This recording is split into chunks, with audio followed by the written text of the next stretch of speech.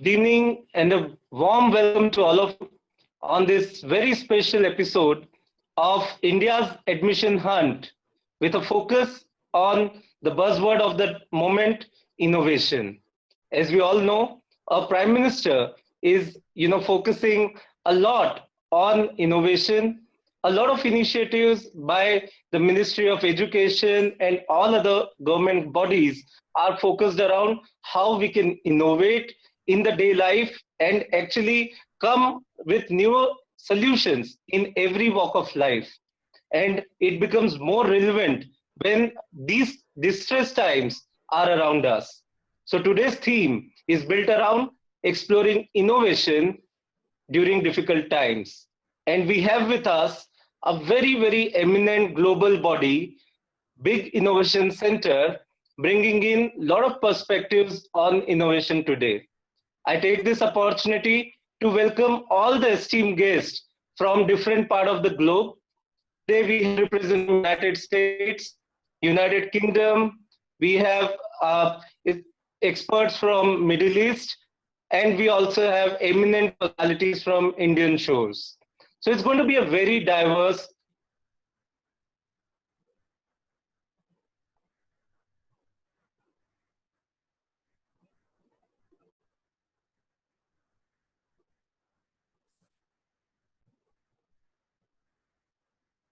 Center, UK.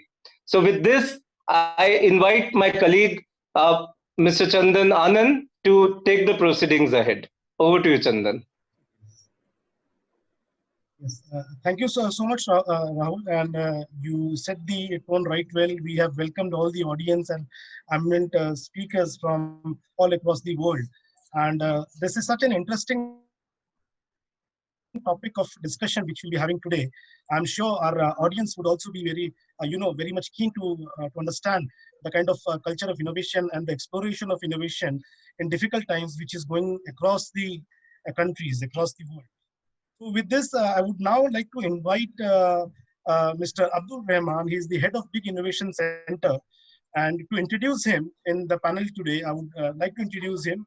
Mr. Abdul Rahman, he is the head of Big Innovation Center in India, plays a techno-commercial role as a technical advisor, an architect, and a commercial lead for Big Innovation Center, where he works to enhance business and lead in technical collaborations across center in the Middle East and India.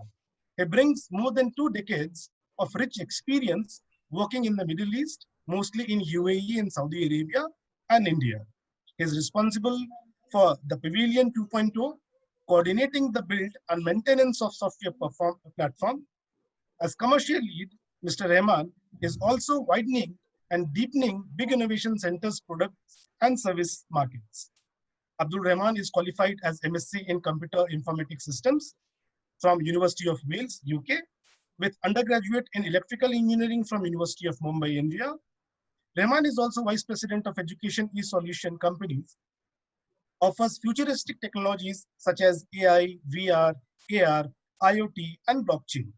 He worked earlier as head of professional services and principal consultant with Blackboard and played a strategic role leading the learning solutions, professional services for the academic segment, managing various teams from pre-sales, project implementations, and support. He speaks at L&T conferences, judge at MIT Enterprise Forum, and participates actively in local conferences and events. It is my honor and privilege to welcome Mr. Abdul Rahman. Thank you, Chandan, for the quick intro. I'm happy to have you all on board today for the wonderful session that we'll have today. So, good evening, everyone. I, Abdul Rahman, welcome you all to the official online launch of BICINDIA and our very first webinar exploring innovation in these difficult times. First established in 2011, London, BIC UK has been a notable name as a two-time PRCA award winner. Big Innovation Center UK is a think tank that has grown into an innovation hub under the leadership of Professor Brigitte Anderson. And it's been a pleasure to work with Lord Tim Clement-Jones, co-chair Stephen Metcalfe, MP, both from the UK Parliament And we have been working for last, I would say, around 3 years in AI and blockchain, right from the policy landscape to some of the implementation challenging issues. BSc UK's idea is to create a global innovation hub, and had reached in Middle East, Riyadh, Dubai, and it has now reached in India. Today, I feel immense joy to announce that BSc is launching its operation in India, having the same objective to empower our society with emerging technologies. We have created different programs and memberships offerings to fit the needs of both students and working professionals with transformative technologies present at this time, such as AI, blockchain, and others. We are proud to get associated with our affiliate partners who invested their trust in us and are helping us to revolutionizing the future. And I thank you and welcome once again, all of you. And I hand over back to Chandan.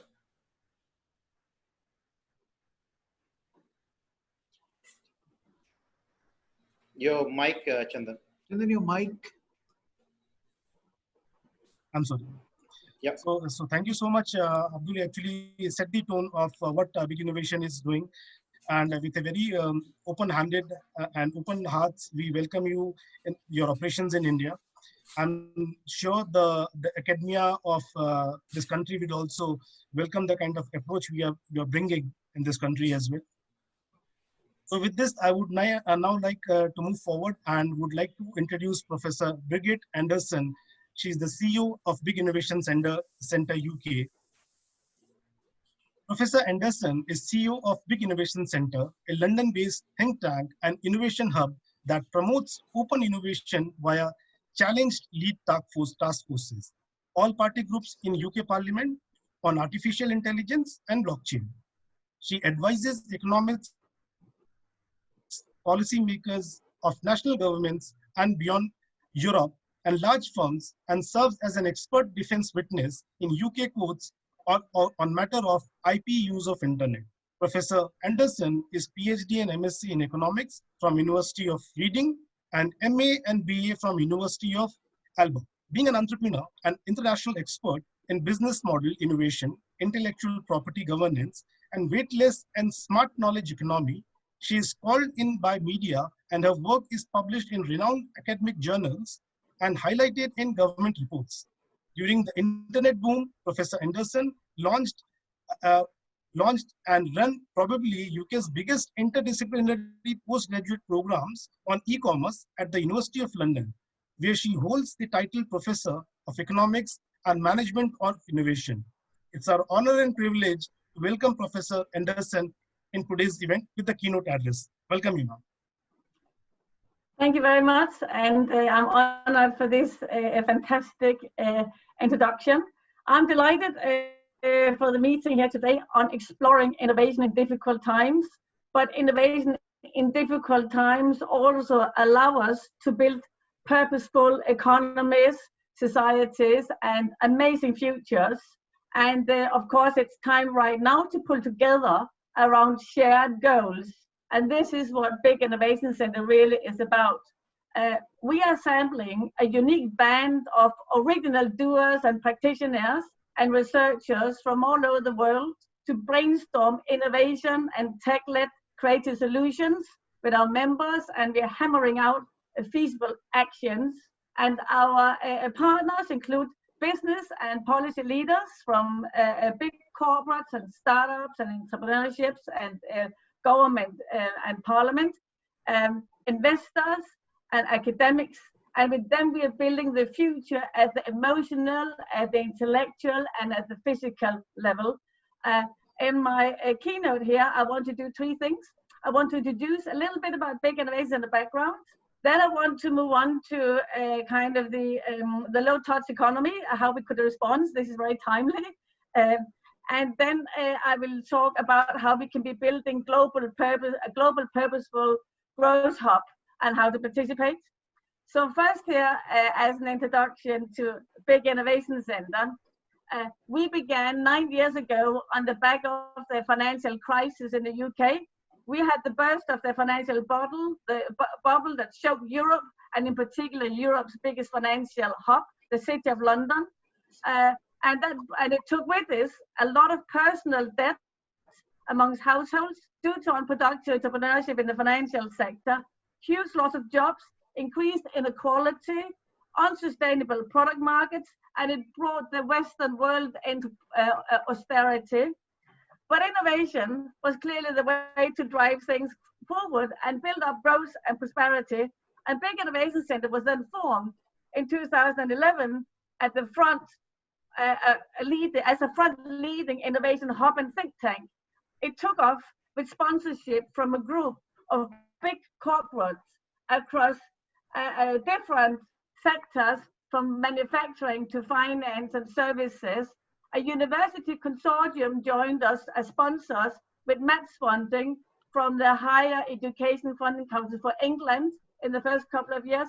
And of course, government bodies supported us as Innovate UK. At that time, it was called Technology Strategy Board. And we had the Intellectual Property Office. Soon after, Bank of England joined in. So we have really been a hub. We set out with a series of 5 task forces. The one was around entrepreneurial finance, quite topical as for the time being at the time, about how to build a healthy financial system from a startup to IPO. Then we looked at skills for innovation, both soft skills and hard skills to build that kind of tech-led innovation future. We looked at university business models, how universities could play interactive partners, and then of course also an entrepreneurial state, and how the government can be an enabler and a co-player. And these 5 task forces are the 5 streams you see in our roundel, in our logo. The red roundel has 5 parts of the camera opening, and these are the 5 task forces. And our letters of our company is always listed in capital to signify the urgency of innovation on the agenda. So these task forces then formed together to build the innovation ecosystem. And in 2011, we were mentioned in the government's report as the ecosystem became part of our government's report, which was then subsequently launched. The innovation growth strategy was subsequently launched in the Big Innovation Center by the Science and Minister. And later on, the Secretary of State launched the intellectual property reform, with our businesses moved away from House of Commons to our location nearby. So we have really, so quickly, we were commissioned to build up 5 task forces with our ecosystem players around strategies around university business collaborations. It was really about how businesses can work with universities to generate knowledge and drive innovation. And we looked at universities' strategies around research, around different types of services, from consultancy to prototyping and lab services, to different forms of education services, placement services, spin-outs, etc. We had a whole list of agenda there with universities, and we also created a big typology around how these engagements could be, and it became part of the university strategy kickstarted by the Intellectual Property Office, which don't only look at formal IP, but also all the IP coming out of universities that are just knowledge, etc. We also was asked, we also built key performance indicators for the UK's 1.5 billion initiative at the time around setting up technology and innovation centers. Literally, what are these centers supposed to be doing all the way from idea to market? And who are they going to be working with, from science park to industry to universities, and how is that going to be, that collaboration? So we did a lot of work on that front. And then we joined up with Bank of England, that was at that time modernizing the corporate governance regulation to be more innovation friendly at the government level, and the associated reporting systems.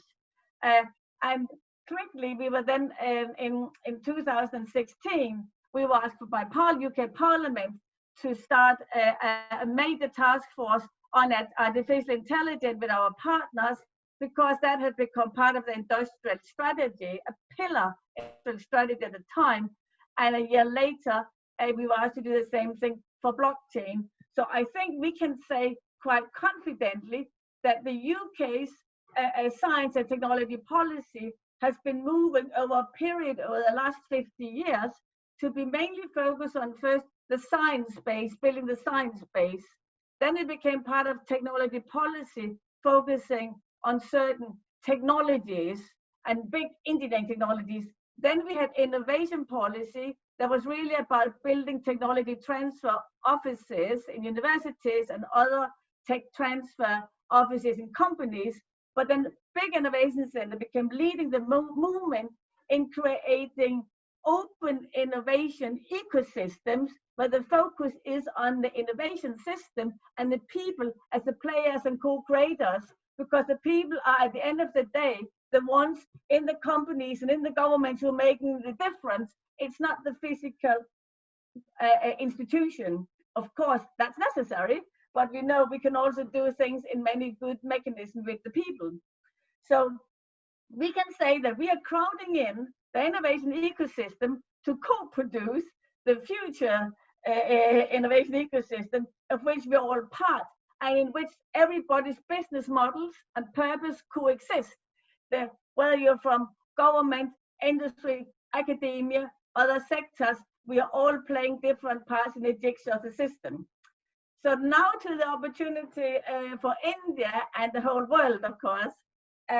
We have a lot to do because it's not just India, that's everywhere. In terms of the public and global health crisis, the global pandemic clearly has showed the need for a vaccine, the need for better supply chains, getting things to the right places at the right times, changing how we work, how we live, how we socialize. Our whole foundation and life has been shaken. People have lost businesses, children have lost education, men and women has lost jobs, and families has lost loved ones. This is very serious here. And the global crisis is probably going to be felt for the next 10 years. Hopefully not, but many prognoses say so. So how can we get a vaccine fast enough?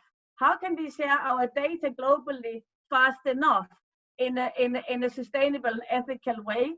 How can we get the track and trace app for people's social distancing to work fast enough?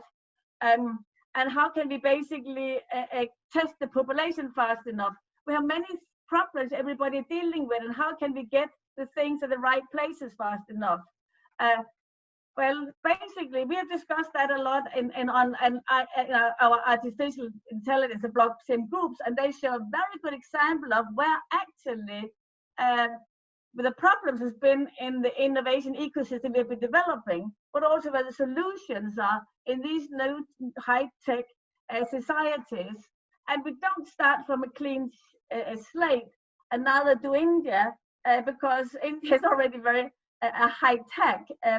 We see, if you just take your mobile phone and you look at the apps on it, you will see apps, health apps, mobile health apps related to diet and fitness, nutrition, femtech for women, diagnostics, mental health, personal health, lots of different fitness and sports, lots of different things on the apps. But now you also see three new types of apps about the system tracking of your disease with COVID-19, so COVID-19 system tracking. You also see COVID-19 contact tracking, and you see COVID-19 assistance around knowledge and guidance. So we have three new types of apps globally, and we have investment globally in these, in this on about $2 billion.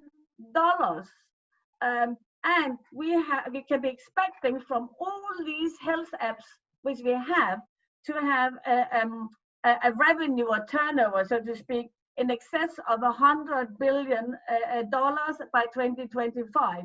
So this is a completely new way of generating health. And that's something that needs to be taken extraordinarily serious because that brings both prevention, it brings a cure, and it brings life expectancy, and it gets everything from fitness to controlling your having an assistant to controlling your pacemaker.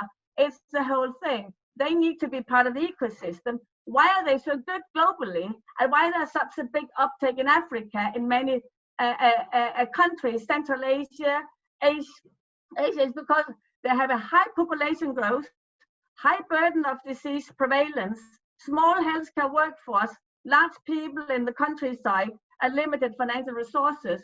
But there is big mobile phone penetration in both the healthcare workforce and in the population.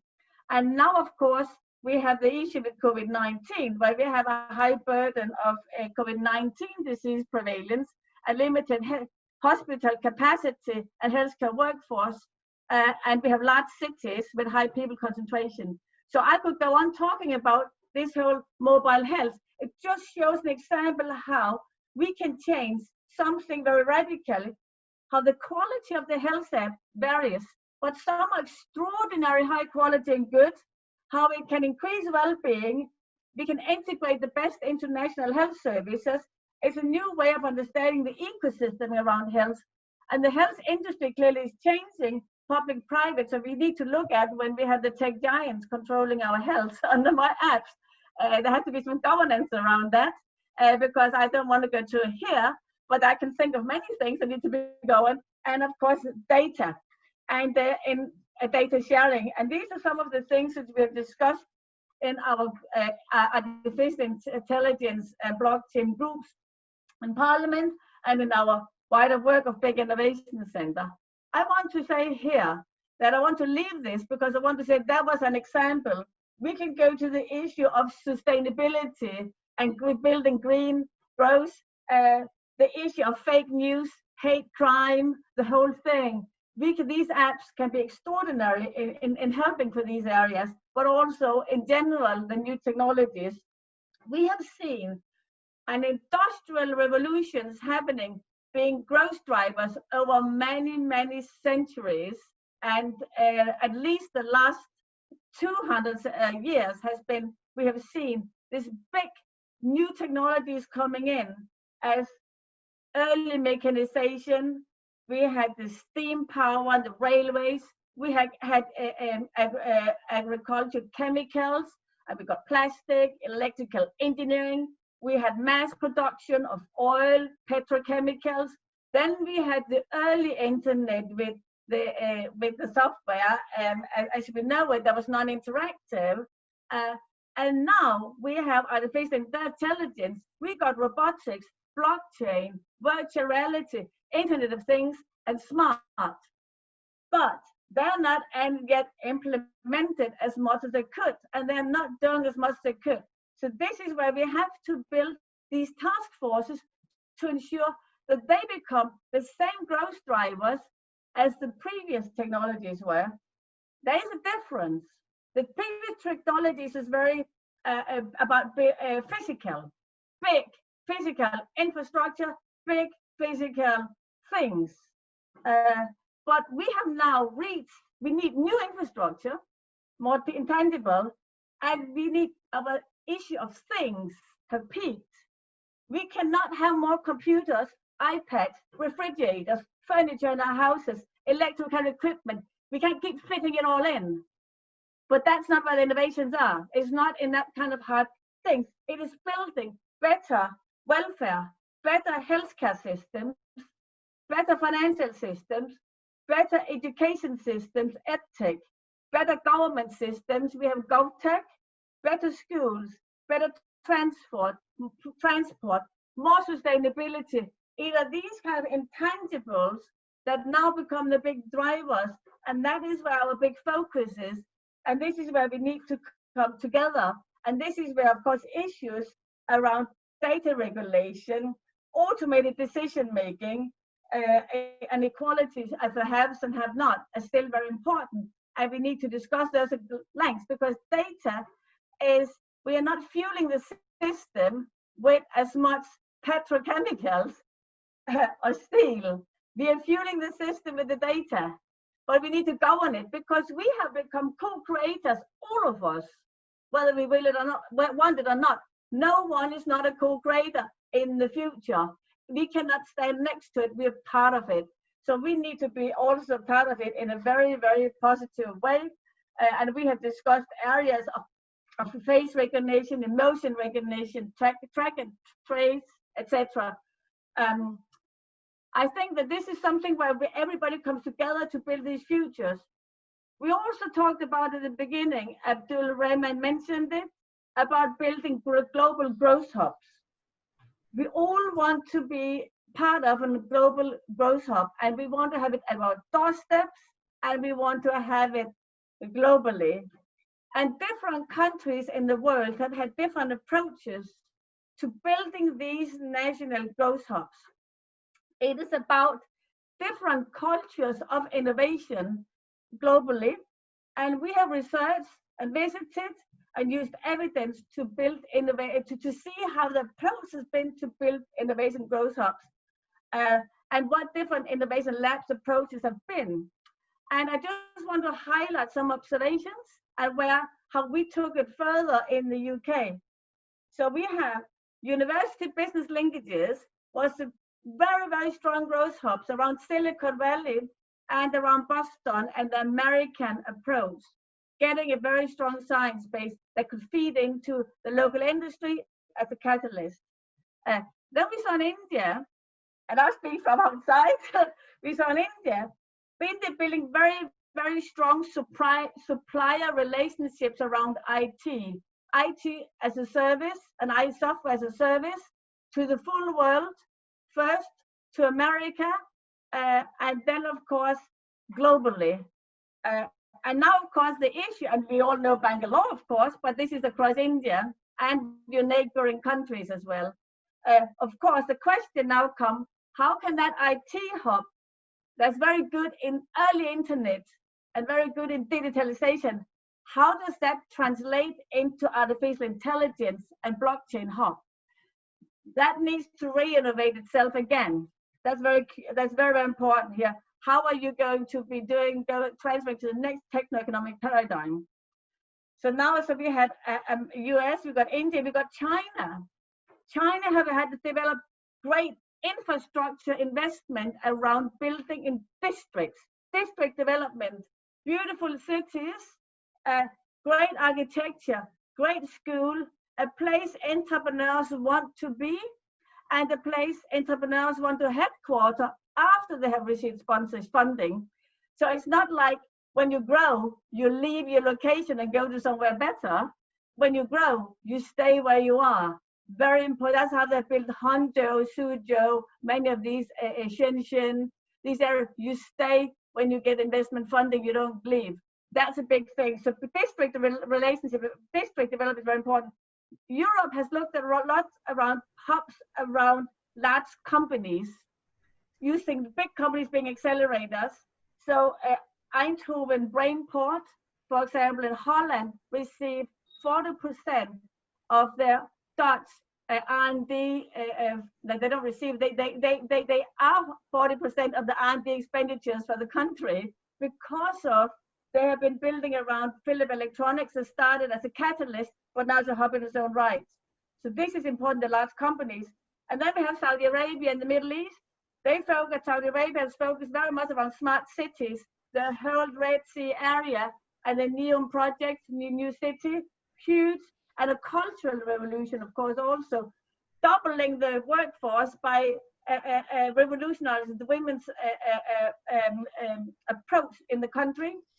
And Dubai was focused very much on livelihood and happiness. They got the Minister of AI, the Minister of Happiness, and they invest a lot in tech. They focus on creating better lives, really becoming more happy, better life with use of tech. And Central Asia, I went to Kazakhstan and went to a meeting with the top prime ministers from Russia, Kazakhstan, Belarus, and some of the other countries. They focus on GovTech, strong government sector investing in GovTech. So this has been very, so there are very different approaches. So if we put it all together here, so UK, we took it all back and said, if you want to build a global growth hub, you need to focus on a future-proof industrial systems, an entrepreneurial finance and startup system, a purposeful talent system, you have a capable global system of trade, you have a people's livelihood guarantee system, you have good lives there, the urban and regional system, the modern management system related to GovTech, etc., but also a demonstration system, which I'll come back to. You have to showcase what you're good at, because that will attract. If you make your sector visible, if you can attract more companies, you can also attract. If you showcase your talent, you attract more talent. If you showcase a lot of investment there, you attract more investment, and you attract trade and commerce. Showcasing is so important. So this is how we kind of got the innovation ecosystem back to the industrial strategy of the UK and kept advising on that over time. So the call for actions here, where there are many calls for actions, but one thing I think has been, we are now moving on to in the UK, is showcasing. Showcasing is very important, as I mentioned, and Innovate UK is now sponsoring us to build an experience zone. This is can take online delegation visits from abroad to the experience zones where we can showcase all the systems which I mentioned. This is extraordinarily important. And of course, that can move also offline when we are getting kind of COVID-19 is over, but we're doing it online now. And also, Abdul Rahman mentioned the global platform, Pavilion 2.0, which we're building globally at Big Innovation Center, which is the place, the membership platform where government officials, academics, entrepreneurs, large corp decision makers, large corporates, the whole ecosystem come together around task forces we set and join in on that platform. And that platform is such a huge resource because it creates also interaction. We can see who takes part very easily, and we can grow the community globally and actually participate in its other work. So of course, I'm personally very excited and looking forward to return to India after lockdown to share much more of these experiences, maybe bring some people over from the UK, and of course invite you over.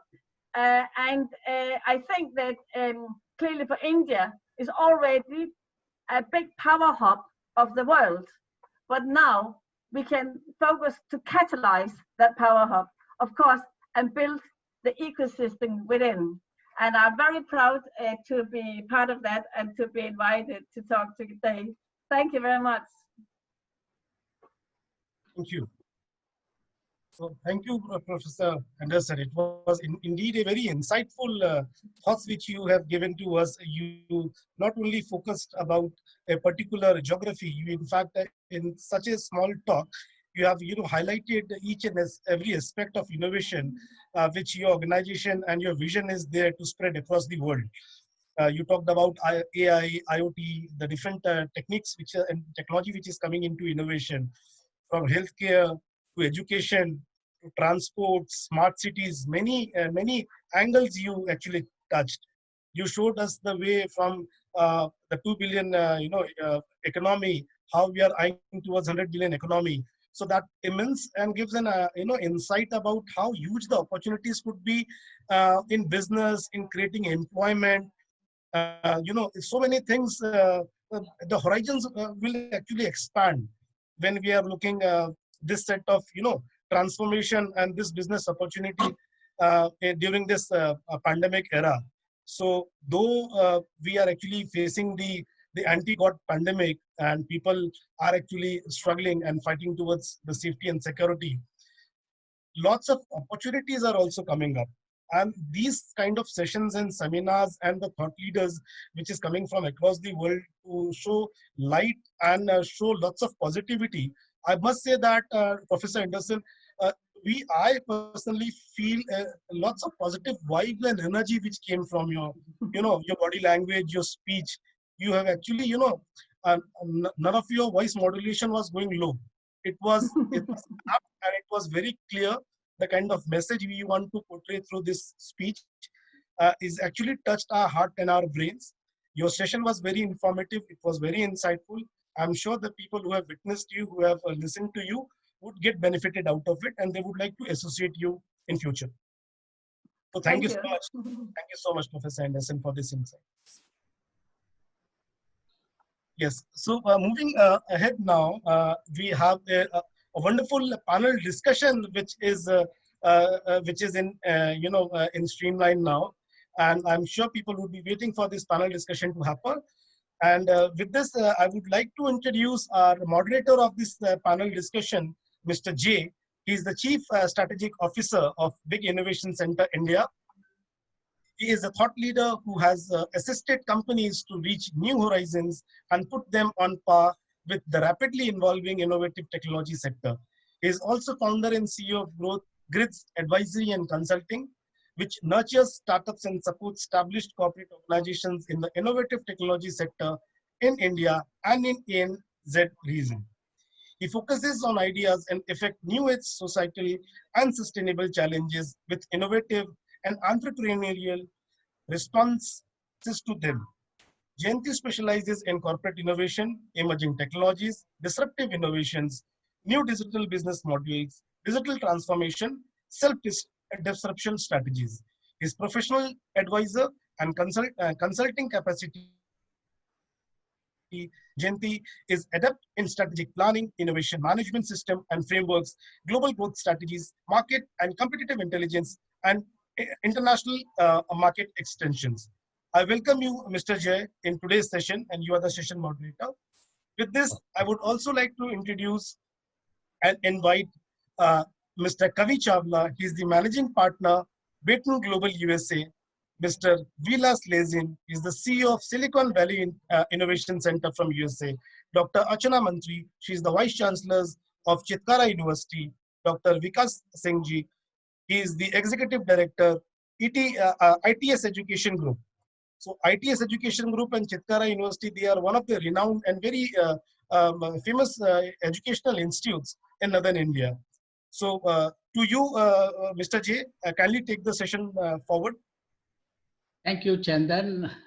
Thank you very much for your enumeration. And I also thank Professor Anderson for giving us the overall operational overview of BIC UK.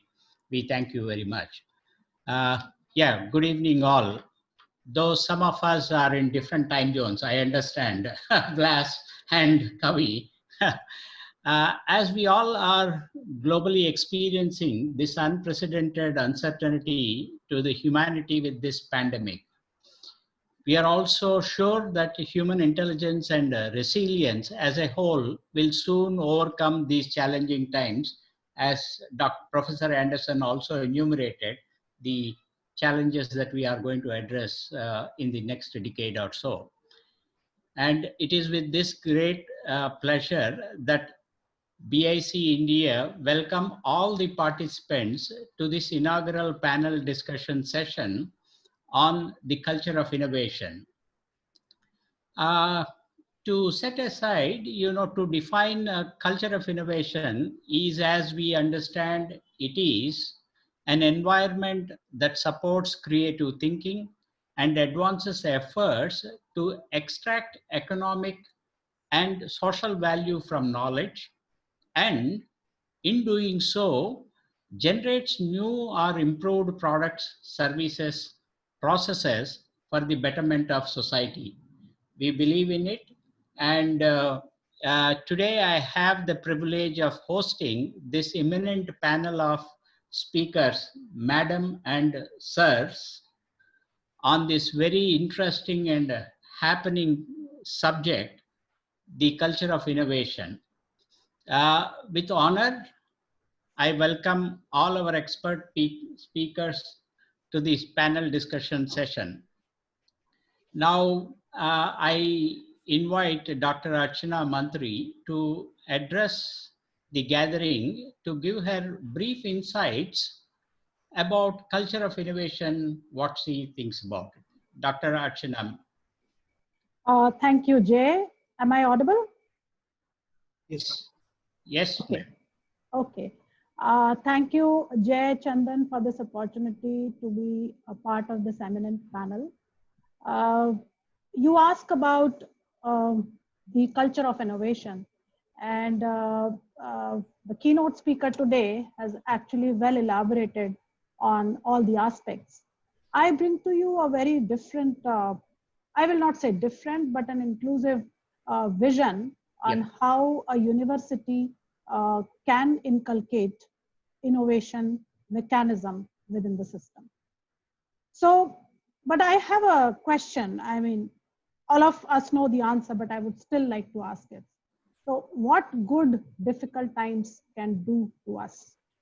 And we know that it increases our power of thinking and the will to innovate. That's correct. Our quest to find answers to the problems and questions increases than ever before. And that is the good thing about difficult times. See, when the winds are favorable, Jay, we can only sail and enjoy. But when we are challenged, we think, our gray cells of mind become suddenly more active and act with more grit and passion to find the solutions. And that is what is good thing about difficult times. And that is when we are challenged, we can innovate more. So coming to the institutional part of it and how an institute can nurture the culture of innovation, I would say we should take a 5-pronged approach, or maybe 5 parameters and factors that come into play. One is the governance. The second is the enabling mechanisms. What facilities an institute or a university can provide to nurture this culture of innovation? What kind of budgetary mechanisms or provisions we can put in place to support innovation? Are there any commercialization bids? Are we sensitive about it to commercialize this intellectual property that is generated? And finally, what are the entrepreneurial stint or entrepreneurial mechanisms or entrepreneurial support mechanisms available within the university? So these are the 5 things that a university should or an institute should keep in mind. Because see, if we talk about governance, it flows from top to bottom. Does the institute have the required vision to bring innovation in mainstream? Does the mission of the university continue to support innovation and research all through? Or does it just start and ends there? What kind of policies, incentivization mechanisms are in place to support that innovation ecosystem? This is something about governance. I will leave the audience with these questions because I know it's a mixed audience what we have today, but the questions, right questions in mind can only give an insight or maybe set us in the path of thinking of right answers. Coming to enabling mechanisms, what kind of patent facilitation facilities we have at the institute? What kind of idea pipelines exist in the institute? What kind of awareness mechanisms we have at the institute? For example, are there any financial support mechanisms available? Because when a patent is filed, there is a cost involved. Prototyping facilities, talking about facilities, prototyping facilities, incubation centers, what kind of tie-ups do we have? Do we have internal, external budget or extramural funding available for supporting this kind of innovation mechanisms? And going, I can go on and on, but these are the 5 things that we need to think about. And if we really want to nurture the culture of innovation in the institutes. Yeah, thank you, Dr. Archana Mantri. It's a very brief, apt, and I think you have experienced in establishing many startups over the years, and then you have commercialized in your leadership. It's very good. Thank you very much. And now I request Dr. Vikas Singh to just give your brief about the culture of innovation in a brief while, sir. Right. Thank you, Jay. And thanks to Chandan, for this opportunity. And I'm very pleased to be a part of this panel. Jay, I would say, one thing to start with, like the culture of innovation is, I would say, growing, with every passing day. I'm in education sector for last almost 30 years now. And 15 years back or 20 years back, when we were addressing the fresh batch of, young students on the day one in orientation program, and, we were asking them that how many of you are interested in going for entrepreneurship, going for innovation, hardly half a percent student, in the entire, lot. If there are 1,000 students sitting, you say how many of you are looking for good jobs after the completion of your higher education program. Almost the entire auditorium was, raising their hands that they are looking for good employment. But now, in last 10 years, there has been a good significant, change. Now, if you ask students on day one, engineering students especially, that how many of you are interested in starting your own business, startup, once you complete the program, you have a few very confident hands, going up in the entire group. So, people are now, appreciating this more. And I'm totally in agreement with what, Dr. Brigitte said and, Dr. Mantri said that, we need to have the entire complete value chain, financial support is very, very important. We need to make them aware that whatever efforts you are putting in this incubation center, like, as I, mentioned, like in our case, we have two incubation centers. We have MSME, incubation center, and we have NewGen IDC incubation center. So students are putting in lots of effort, classes completes by 5:30, but those students, those who are involved in innovation, they keep on working in the incubation centers, till late in the nights. So the culture, culture is more, I'm saying, growing by the day. And I'm very happy to share with all the panelists here and all the participants that today, Government of India declared the Atal Incubation Achievement Rankings today, ARIA rankings. And I'm very happy to share that, my institution, ITS Engineering College, is there in top 25 colleges, and from 6 to 25 bracket, the college is there. And it's all because of the efforts of those students, those who are staying back till late night. And, they are trying to, in India, because we are a developing country, there are lots and lots and lots of small issues which need innovative solutions which are applicable in India. And those issues have already, solved using, like as, Brigitte said, maybe applications or other solutions are already in existence in other parts of the world, maybe in more developed countries. So we need, the innovative mind which can look at those problems which are already solved also, but find certain solutions which are more applicable in the context of India. And I'm so happy to share that now students are very energetic. In my institution, we have weekly hackathons, we call it weekend hackathons. And every department, head, gives one, identifies a problem, and we throw it on the social media of the institution. And then all these students, it can be of any branch, it can be of any management, it can be of any other branch. They all look at that problem. They can create their own small teams, and during the weekend, that department conducts that weekly hackathon. Now, what is the advantage of this? Those which are having such I would say vibrant minds, or such fertile minds, they sit together right across the entire weekend, from Friday evening to Sunday night, and they come out with good innovative solutions. So Dr. Mantri was very right in saying that we need to create that culture. We need to create the entire value chain, and there should be a good confidence in the students that once they are out with some good innovative business incubation solution, then college will support in converting that idea into a successful business also. So that last part of the value chain is also equally important. And that is why, we look for, we have signed MOUs with angel investors across the globe, from Singapore, from India. And, we look at the scalability of the solution. If the solution is scalable, then we are ready to support to make it, convert it into a successful business. So the culture takes time, but once it is there, it becomes very, very, I would say, fertile, and the enthusiasm is there to see for all the students. But yes, as head of the institution, as the leaders, we need to put in efforts to develop that culture, over certain period. That is my take on this, Jay. Yeah, definitely. Thank you, Dr. Vikas Singh. You are aptly has identified the culture of innovation cannot be induced or a shorter time of frame, but it is endured over a longer duration. And we also recognize the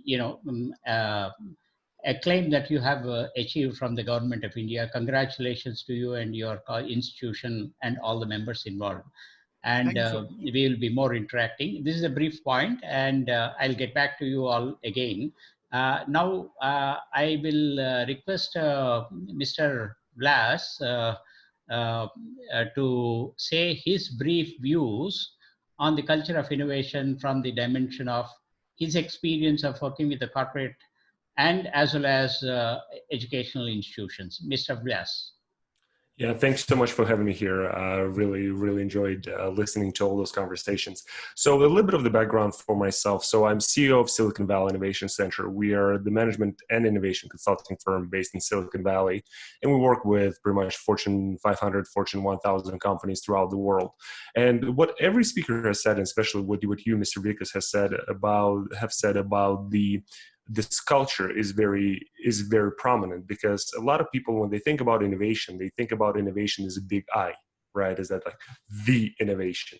And it's not necessarily true. So sometimes innovation is a small thing. And as you said, that one small problem that you're trying to solve sometimes is more valuable than an attempt for the moonshot. And actually in the Y Combinator, probably the most successful accelerator in the world, they always say that we like problems, that we like solutions that solve problem for yourself, because at least your solution have one customer. This is you. And I think it is really important on that sense to understand that as everyone said, that this culture of innovation does take time. And academic institutions on the interesting spectrum, that on the one side, the innovation and the research in innovation and best practices of innovation are a little bit disadvantageous to the academia, because innovation by definition is something new, and therefore it is when you're trying to analyze it, when you try to put in a scientific paper, it is already 2, 3, 5 years after the innovation has actually happened. That's on the one side. On the other side, which is kind of a dichotomy of the same problem, is that you actually have time to actually see what failed. So because again, innovation is something new, and sometimes you just need to look and see what actually works. Maybe blockchain is the next best thing, maybe not, right? I personally believe that it is the next big thing.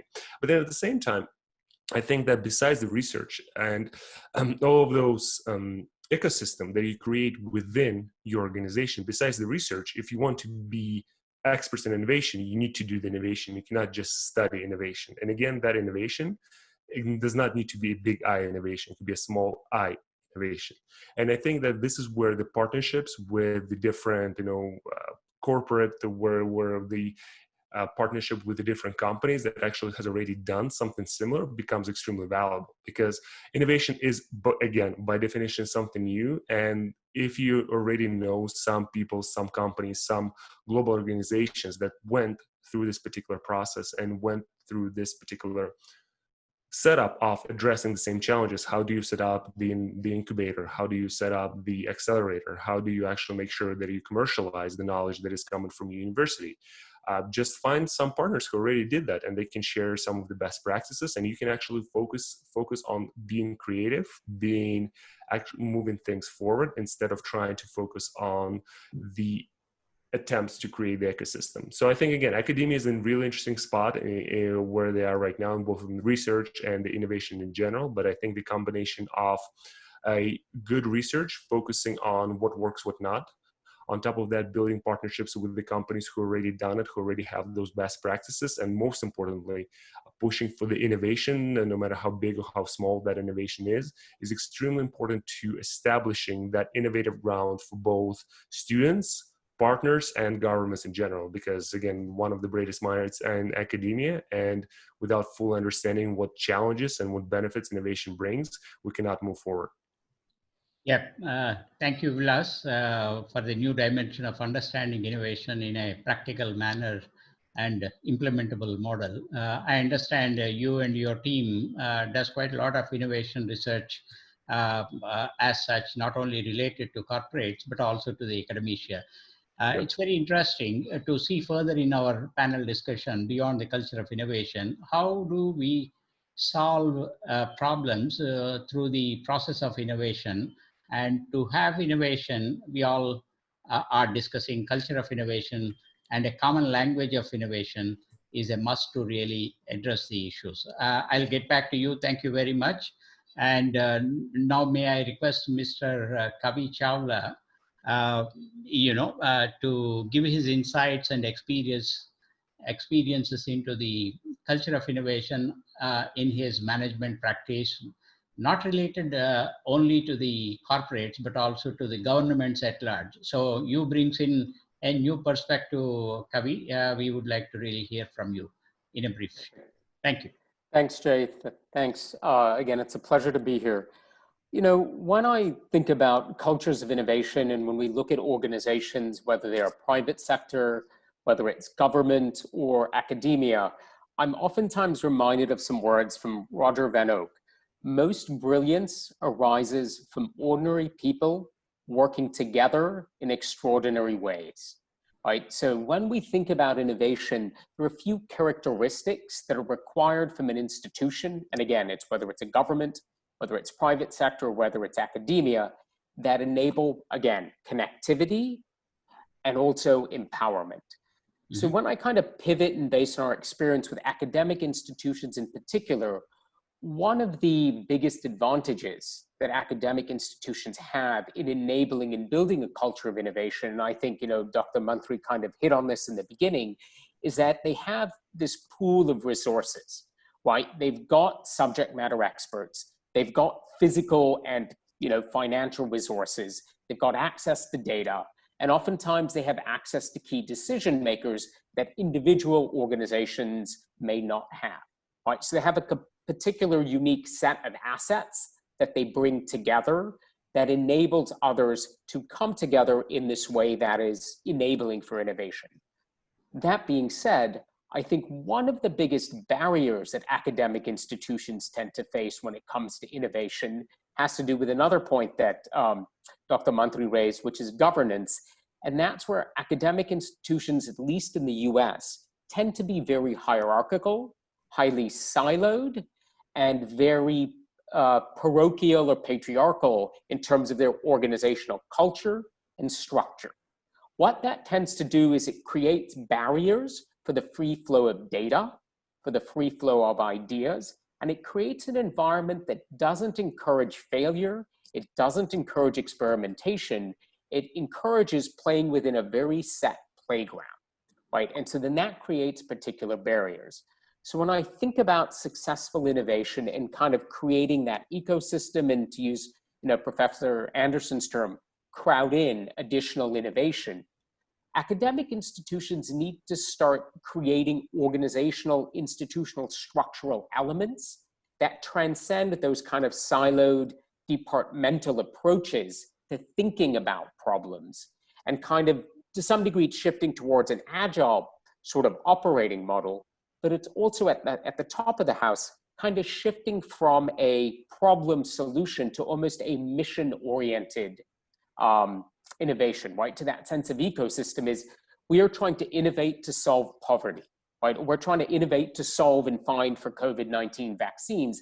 That's multidisciplinary. It requires knowledge, skill sets, and expertise that span multiple elements of any organization.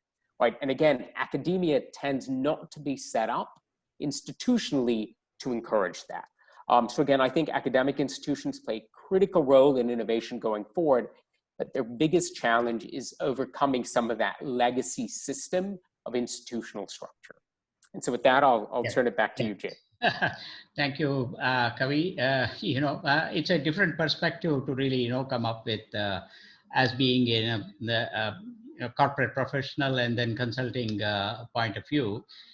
So now, I request all the panel experts to, because I'm speaking from the participants' point of view, there are a couple of questions which I would like to really put across. For the lack of time and then clarity, I would like to really put one common question to all the four panelists.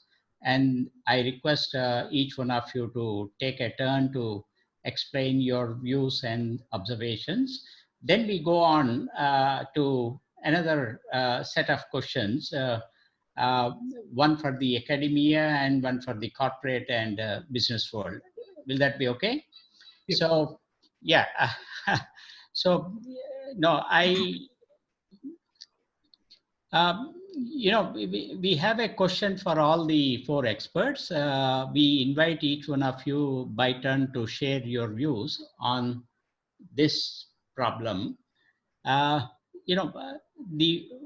the higher education is seen a critical partner for the future of any national building, it is also experiencing a tremendous amount of sustainability pressure in the recent times. How do we see it overcome this difficult phase and reconfigure itself? The higher education institutions, which are the foundations for nation building for the future. So do you think will technology innovation be a solution?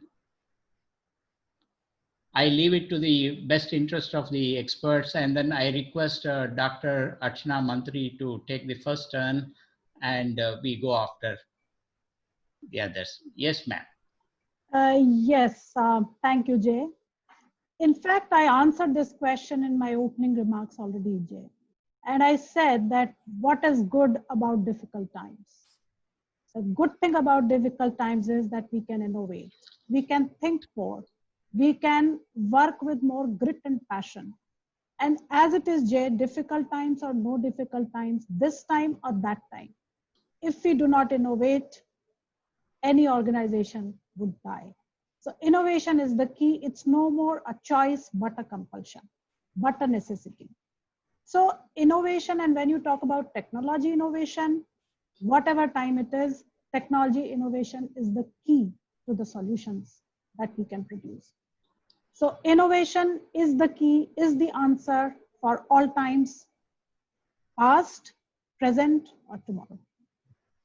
Oh, thank you very much, Doctor. It is true. I think whether it is past, future, or current, innovation is playing a role. We are all experiencing that. Thank you very much. Now, I may request Dr. Vikas Singh to express his observations. Jay, the question that you have asked is regarding sustainability of higher education institutions. So, if I'm getting it correct, right, is the question more focused on the kind of admissions, strengths, all those things? That's correct. It's more how the higher education systems are able to really reorient themselves and then reconfigure the way they have. Today, everything is becoming online and global. Even the classrooms currently, disrupted. How do we really, set the, pedagogies and then innovative methods of teaching? And how do we evaluate the SSCs? And how these difficult times of higher education is going through a tremendous pressure to sustain and give the best to the students. Yes, sir. Yes, Doctor. I was just asking this question to get the question in the right perspective.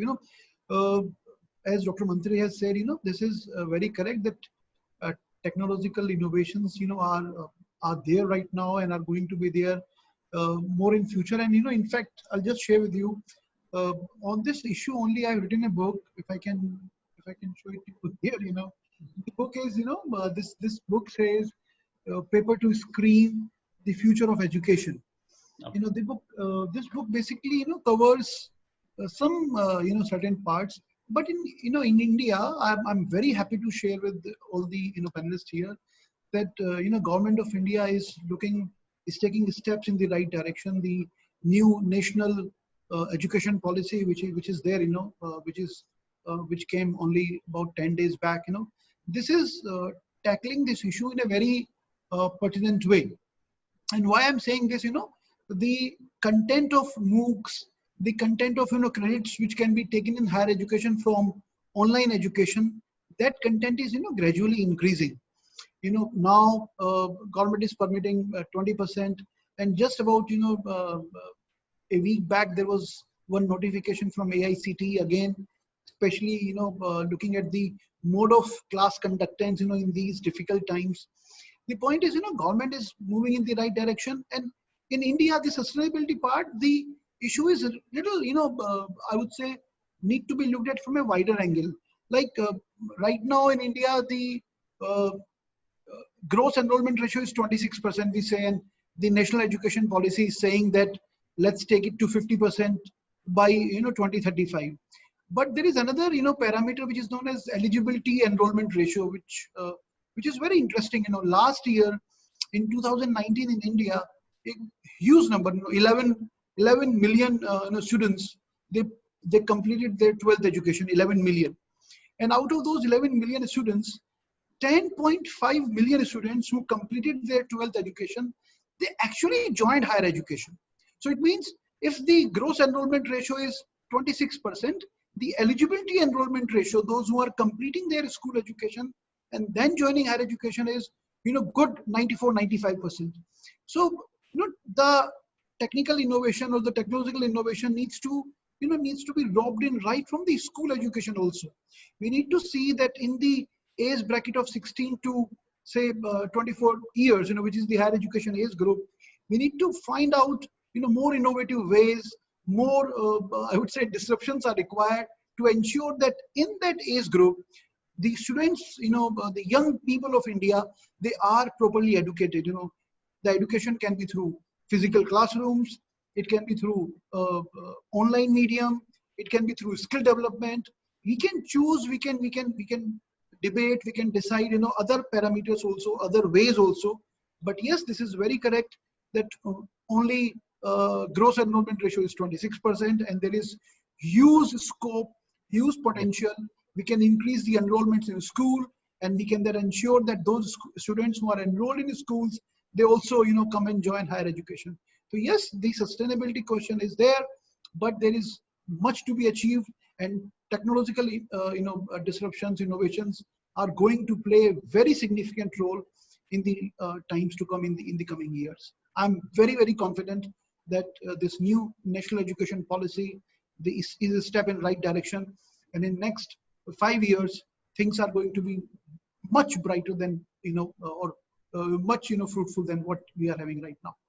Yeah, thank you, Dr. Vikas. Yeah, as you rightly pointed out, I think the challenges have to be tackled from the K-12 education to seed the seedings from the K-12 education, which will able to progressively really graduate into higher education. Then the challenges would be much minimal. As such, as you recognized, 94 to 95% of gross enrollment rate is commendable. That is eligibility enrollment rates. Yeah. Those who are eligible to join higher education, they are joining higher education. Like 11 million students passed 12th, and out of that 10.5 million joined higher education. So we are not having a gap there, much gap there. Yeah, that's very good, and we look forward. I think probably the current national policy of education is also going to lead towards this transformational change by inducting innovation, even with the K-12 education in India, which is very interesting. Thank you, Dr. Vikas Singh. And I now request the consulting practices persons, experts, Mr. Kavi, to just, give his views on the challenges for the higher education systems in the US and the other regions. Yeah, yes, thanks, Jay. Yeah, thanks, Jay. I guess much like any other organization, right, when it comes to building a sustainable long-term business for higher education, at the moment, it really is about business model innovation, right? I mean, the old, current, tried way of doing and delivering education as a good or service is no longer sustainable, right? So when you think about an organization's ability to change, it's about looking at what is their value proposition to their different stakeholder sets, right? So number one, how does that translate into thinking about diversification of revenue, right? So an academic institution has a critical role to play, again, with some generalization, in the delivery of education as a service, right? So again, that traditionally had been in person, is moving online, but are there other ways to diversify in a cost-effective manner based on the unique resources and asset base of that particular institution, right? Again, to some degree, there also needs to be, I think, a lot more sophistication in the segmentation of the consumer market by academic institutions, right? Again, if you think about a Harvard and a University of Chicago versus a Iowa State University versus, you know, a Phoenix University here in the US, their segmentation strategies have gotten far more sophisticated, and they're using more data to understand what type of consumers in this set are coming to them and are interested in them. And then they're kind of modifying their offerings to that consumer set. So you need some additional segmentation. You know, the academic institutions need to improve their ability, you know, and then I'll say, you know, one of the kind of the final elements is universities need to think about how do they monetize or securitize some of their other assets. Again, research is a tremendous asset base for most large organizations and academic institutions. We spend a lot of money building research centers. So again, as we, you know, we've heard from Dr. Mantri and Dr. Singh, a lot of academic institutions in India are getting pretty good at partnering with venture capital organizations, applying for patents, and kind of monetizing that research asset that they have.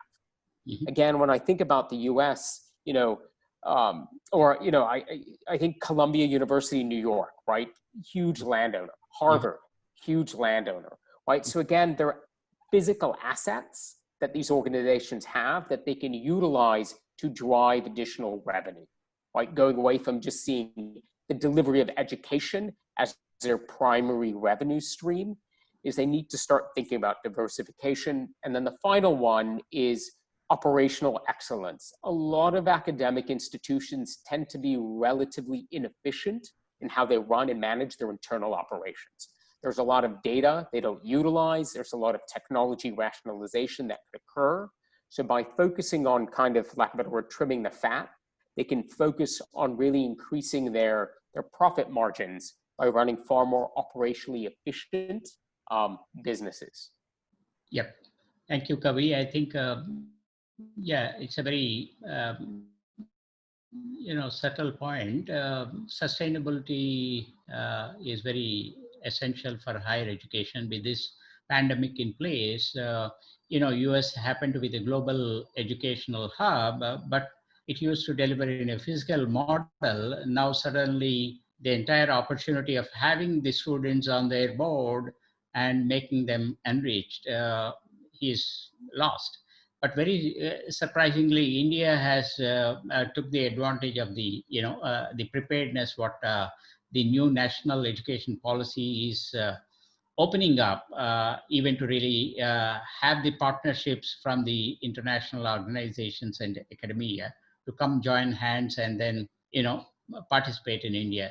Thank you very much for your understanding from the consulting point of view on this challenge. Now, may I request Vlas to come up, because you and Silicon Valley Innovation Center extends quite a lot of research activities through the academic institutions which support the corporate necessities. So how do you see the challenges of higher education? Sustainability can be innovatively created new revenue streams. Yes, Vlas. Yeah, so I think it's really important to look into the situation and why higher education actually facing those issues. And I think it's a little bit historical in terms of how and what is being educated through those institutions. So, you know, 1,000 years ago, we were focusing on rhetorics, we were focusing on the logic, we were focusing on philosophy, on really basic concepts that pretty much apply everywhere. So nobody was focusing on the specific topics. Everyone was focusing on the kinesiology, on how you learn certain things, how do you express yourself. And then from there, it became more of, trade profession. We're trying to get the education in software engineering. We're trying to get the education in business. But the fact is, and that kind of goes back to the innovation, is that the world is moving so fast that when you start the education, you might have the newest, the hottest thing on the plate. But then by the time you graduate, it is actually already kind of dated, because 5 years passed and the world is moving extremely fast. So I think that what is important here, and also that the current pandemic kind of devalues the value that a lot of big established institutions put in the networking, because, well, you cannot network working online, is that you really need to shift almost back to the culture of innovation, culture of learning, and culture of creating something. Mm-hmm. So I think it is really important that in the current situation, when people either want to be entrepreneurs, because entrepreneurs, to the earlier comment, entrepreneurship is probably the easiest thing to do in terms of compared to the other periods, because you have capital, you can start pretty much from your basement, you have pretty much all what you need is your computer. So it's the easiest time to start to be an entrepreneur. So, and that's why when universities think about what they can do to create those revenue streams, is that how can they make themselves more relevant to the students? How can they provide them the skills that will be more valuable than to the others? And again, there is not a single subject that you can teach them on that, but encouraging them to be innovative, creating this culture of safe failure, making sure that they can go and try different things, and they can maybe even take a direction in some of this education is extremely important in terms of how we're trying to do it. Yes, research is important. Yes, the diversification of the assets is extremely important, but how about diversifying the education? Why you can create courses, you can create different channels that can definitely challenge Udemy, that can challenge all those online platforms, because they have no curation, and you have a name, you have resources, you have fantastic professors. You can create the content that is much more valuable than any other pretty much online course out there. But what you need to do is that you need to understand what is possible, what is happening in the real world, and attack this innovation from both the student and the professor side to make this education as valuable and as current, no matter what happens in the outside world. Yep. Yeah, thank you, Vyas. We recognize that. As Dr. Mantri and Dr. Vikas Singh has enumerated, they have a huge pool of success in creating the innovation, especially Chitkara universities, where Dr. Mantri comes from, and she has delivered innovation through research and then exits. So, yeah, I would like to really, the participants are waiting to really ask questions, but I have one specific question for the academia to look upon, so as to really, move forward for further. This is for both the Dr. Vikas Singh and Dr. Archana Mantri. What defines a university as an innovative university? And what it would be needing to have the frameworks and tools to facilitate that? I recognize both of your universities are performing very well in the northern part of India. It'll be an enriching knowledge to know from both of you how and an university to be called as innovative university. Dr. Archana, ma'am. Yeah, thank you, Jay. See, our best bet, in fact, in India, we have got a very big advantage, that is our manpower, and that is our young population. And this young population is in our universities. So that is our best bet, and that is what we need to excite. We have to continuously excite them to innovate. And how can we excite them? Let's talk about some possible ways to excite them to innovate. So the root of innovation, meaningful innovation, is to solve a problem. And a big country like India has got a lot of problems. I'll not call them as problems, but a lot of challenges. And if we can connect this youth somehow, and we can make them empathize with these challenges existing in our population, they will be then tending to innovate. They will be motivated to innovate. So just an example, what we do is we have a credit course, which we run at our university, especially for our engineering streams, is engineering projects and community service. We call it EPICS. Mm-hmm. So on the and this EPICS course runs through the third year. Actually, it's not as a part of the fourth year, but in these first 3 years, we have this credit course known as engineering projects and community service.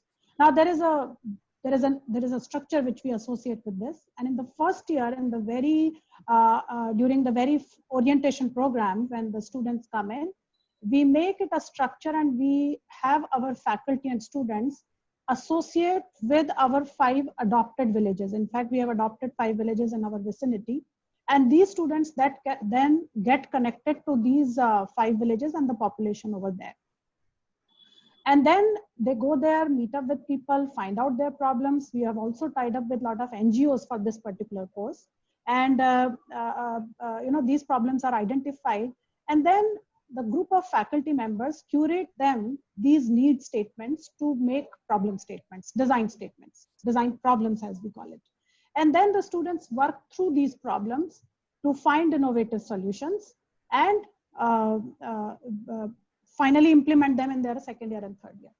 And from this EPICS, we have seen a lot of entrepreneurs, social entrepreneurs also in the making.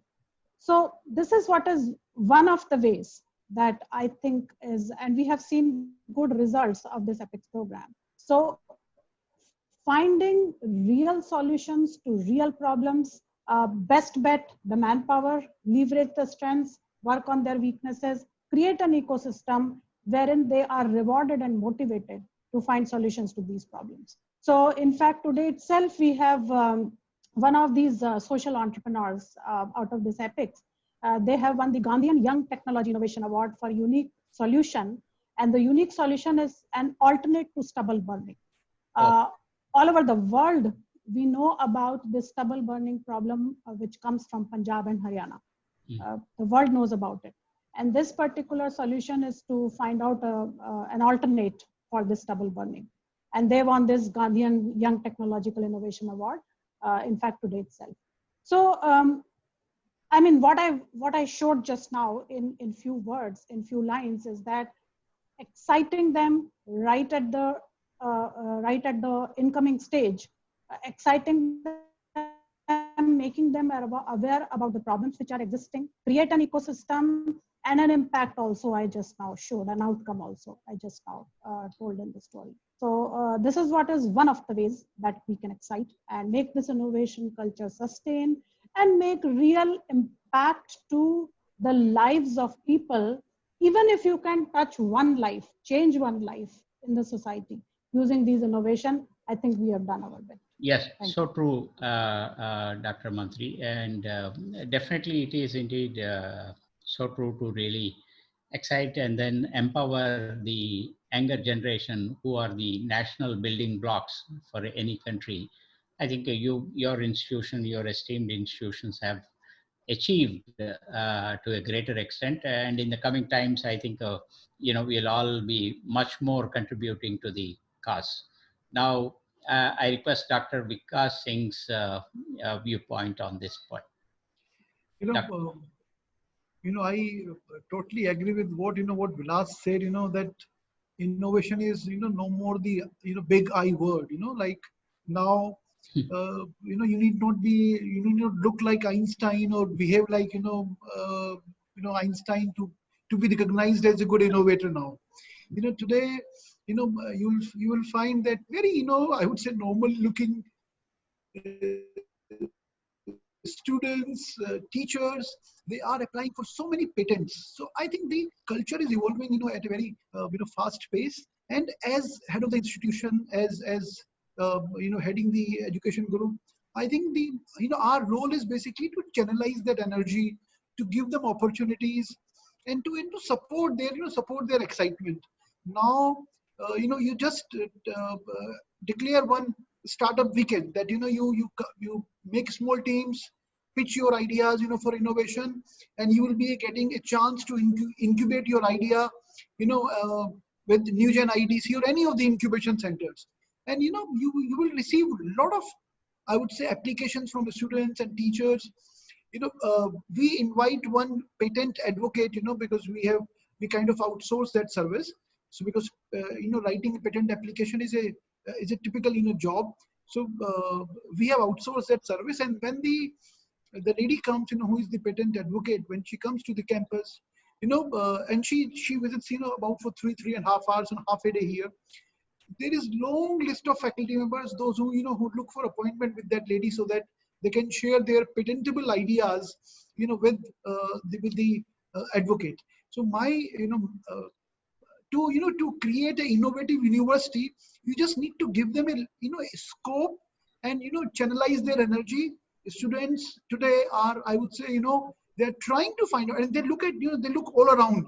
Yeah. They look at very small problems, as Kavi was mentioning. They need to look at very large, big problems.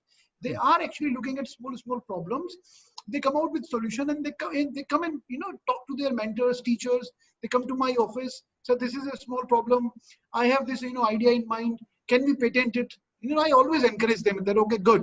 You just write down your idea, share it with the the EDC team, and they would take up your idea with the patent advocate and find out whether it's patentable or not. And they go very happy from my office that their idea has been recognized and supported by the institution. So my take on this is that the students are now very energetic, now looking forward, and they are kind of the building block has become innovative now. So it's basically channelizing their energy, supporting them, and giving them the scope. So when creating incubation center, creating such labs, we have one incubator center which has 3D printing machine, which has laser cutting machine, bending machine, the machines which are not required in engineering syllabus as such. But we have created that infrastructure where they are working till late in the night, 2 in the night, 3 in the night. Now we have security guards on shift in that building. The reason is because they are working throughout the night. And administration team come to me and say, "Sir, wo raat ko kal," they never went off the from the building. And I say, it's okay, let them work. So the point is, the energy is there, direction is required, and that's the role of, I would say, the engineering, the colleges and the university to channelize their energy, to give them space where they can innovate and work hard. That's my take on this. Yeah, rightly said, Dr. Vikas. Even the support mechanisms to run the universities are all needed to be reoriented and recalibrated, because when the students are going to really work round the clock, well, the support infrastructure need to be also in the place, which is well recognized by you all, and it's a very good sign to really see that. Thank you for your insightful observations. Now, I would like to really, take the participants' point of view to the business, group. A last question before we head on to take the participants' question. For these students, how will digital transformation will help transforming societies in the changing climate of global ecosystem of businesses? Can I start with Mr. Kavi? Yeah, thanks, Jay. When I think about digital transformation, I always go back to, I want to say it was Deming who maybe said it, but in God we trust, everyone else bring data, right? And I think digital transformation is truly transformative in that it allows us to understand and hopefully quickly understand, using objective data, what the real on the ground situation is, whether it's consumers, whether it's the impact of programming. From an academic perspective, as Vilas said, it allows us to understand what's resonating with students, what their demand is. Mm-hmm. It allows operational efficiency. So really the access to have good data and generate insight allows for fast failure, which mm-hmm. tends to encourage innovation, but it also allows us to understand needs, attitudes, and behaviors. So again, we can have innovation that's going to resonate and is going to lead to transformation, right? So again, to me, that's the biggest value of digital transformation, is the access and ability to get good data to inform strategic and tactical decision making. Okay, yep. Thank you, Kavi. May I request Vlas to put across his observations in bringing the digital transformation to the world of business community and, associated with the research activities in the academia. Floor is yours, Vlas. This is your forte. Perfect, thank you. And actually, digital transformation, we do actually have several online programs that actually focus on this, exactly leading digital transformation. So this theme is near and dear to my heart. But I think what is important is that what we all need to understand that this digital transformation leads to a lot of great things, but then it also creates a lot of disturbance. And I think we can see it, especially in this current pandemic that we see, especially in the United States. You can see that all those small retailers just get annihilated by Amazon and Walmarts and all those big chains. Why? Because that digital transformation can reach more people. The digital transformation, those digital transformed enterprises can win much more of the shares. So it's really important for every organization to understand that if they are not innovative, the status quo is not an option. Unless they're actually actively trying to disturb themselves, unless they're actually actively trying to change themselves, they will be in the situation where they're going to be a better player who started earlier, and they can access their, so to speak, market and conquer that market. So I think it's extremely important for every organization, including academic one, to actually think forward and not just think, oh my God, I'm just going to react when I'm threatened. By the time you're threatened, that's it. It's too late. And I always ask my clients, as of now, who right now a lot of people saying, oh, our budgets are tight and all this. And I always ask them, okay, so do you wish that you were innovative a year ago so you'd be in a better situation right now? And then they say, yes, of course, if I knew, I would spend all my money on the innovation. And my next question is that, do you think that in a year from now, your answer will change? That I will ask you, did you wish you were more innovative in 2020? And that's kind of what sparks them. So I think it's really important to understand that digital transformation is really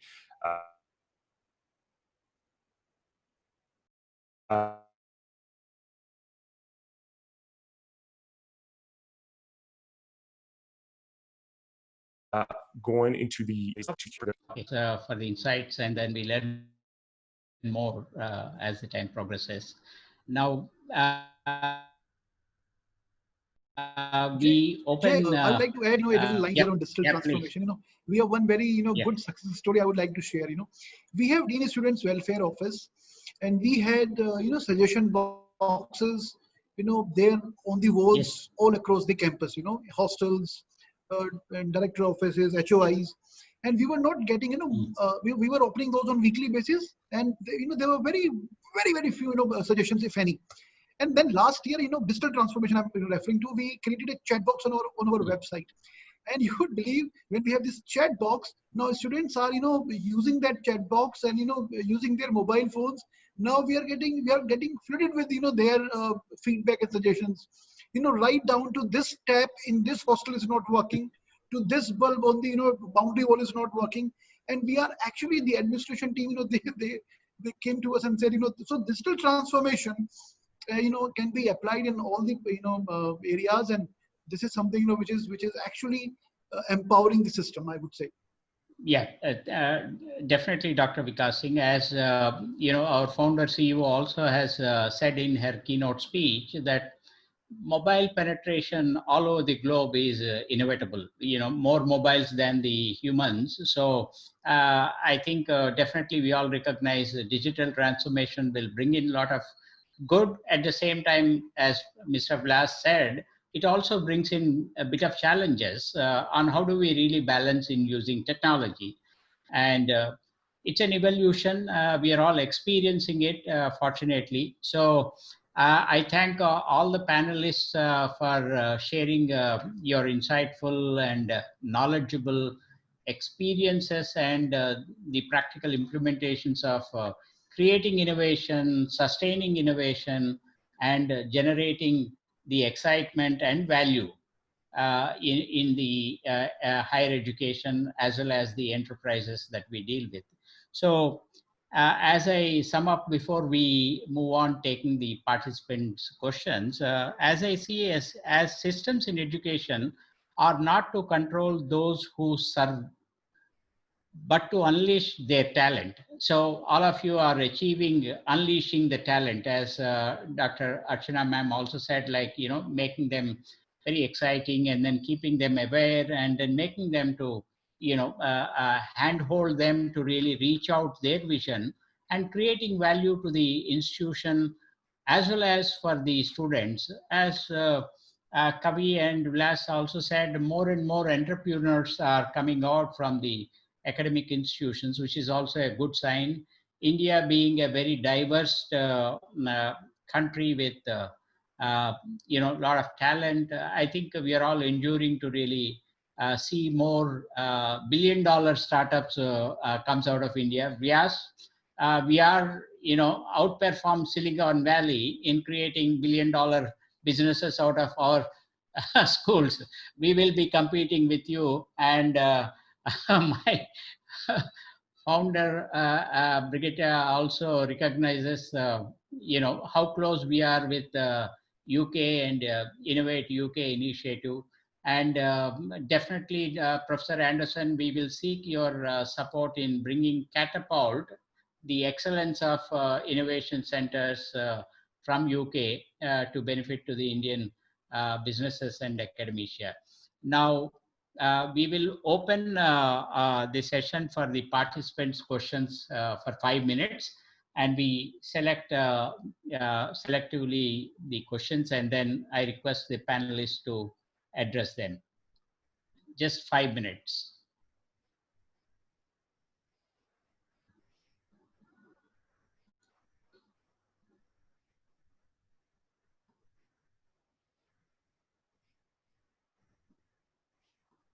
Okay, there are already a couple of questions posed here. This is the new technology innovation is accessible to the students who are coming from English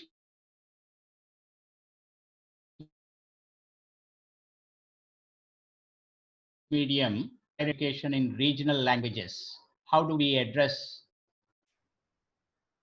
those challenges?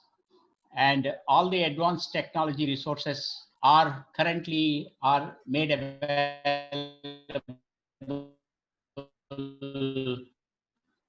in the new. We address this challenge.